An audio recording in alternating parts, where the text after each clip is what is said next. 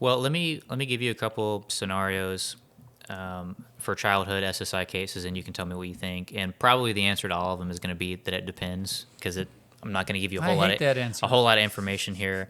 But because I get a lot of these, and I'm not entirely sure how to deal with them. A big one that I see is the child actually doesn't have any kind of medical treatment at all, and maybe they've never had any kind of medical treatment for their conditions. Like, let's say it's ADHD and autism. I'll go into that because I'm going to use a real example of someone I spoke to, but they haven't actually seen a therapist or a pediatrician since they were born. They don't have any kind of counselor, and they haven't actually been confirmed tested for autism. It's suspected autism from the school. So their only evidence we would have is from the school Yeah, that's, teachers. I wish that scenario was something that I don't see all the time, but I do see it all the time. That's very common. Once again, though, you're asking, you're essentially asking Social Security, hey, you got to trust me. This is what my kid has. Usually, with a diagnosis of autism, they're going to do testing, Mm-hmm. especially public schools, and they're going to find out where they are on the spectrum. Is it Asperger's? Is it just a pure autistic disorder? And if it is an autistic disorder, what are their areas that are depressed? Because that's really the interesting and sad part of autism. They can be really high functioning in some area. Like they could do a Rubik's cube, Yeah. and couldn't tie their shoes. There's that much of a swing in difference. It doesn't make any sense, except that's just kind of the way that they're wired.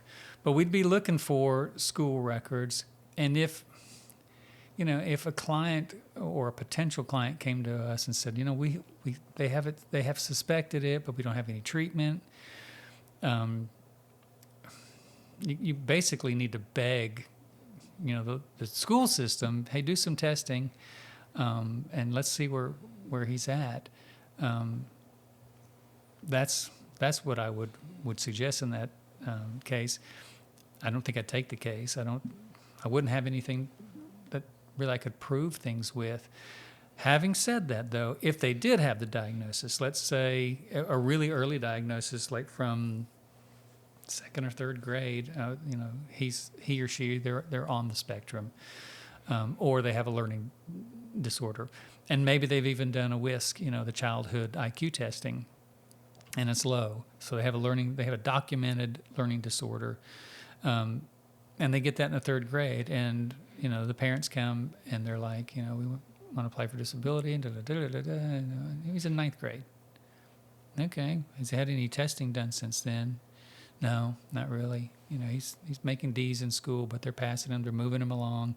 We did have to hold him back, 2 years, but it wasn't consecutive years. It was, sixth grade and fourth grade. So, you're working all this kind of stuff out, and then it should dawn on any representative: what is the treatment for a learning disorder? Mm-hmm. What is the treatment for somebody with autism?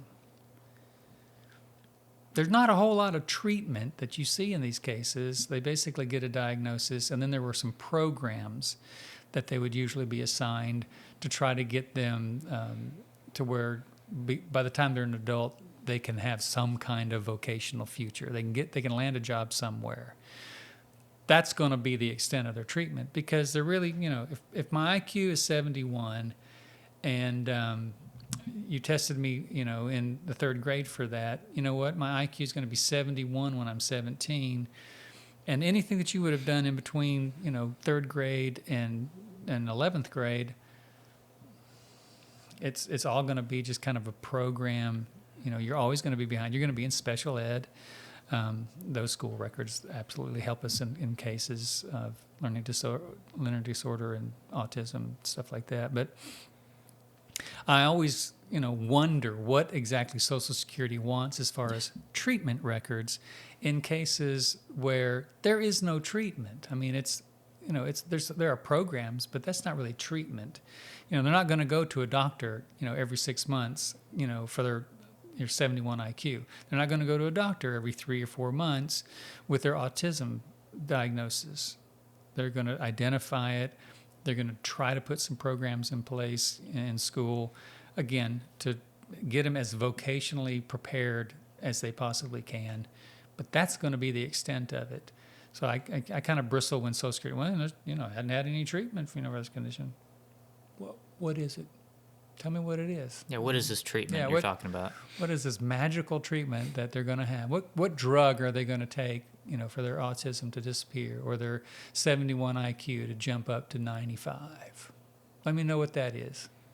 Yeah. Good luck. Yeah, so essentially, we're going to see less frequent treatment for those type of cases, but we still need a diagnosis at the end of the day. That's the thing. Like I said, not being hard, but, no treatment, no diagnosis, other than the school at one point saying we think that they're probably autistic. I'd be, as a parent, I'd be like, okay, well, if you think they are, you need to do the testing. It's a public school, and that's a lot of what tax dollars go for, especially for special districts and stuff like that. So, but as a representative, I very unlikely that I would take that case. I just couldn't prove disability with it.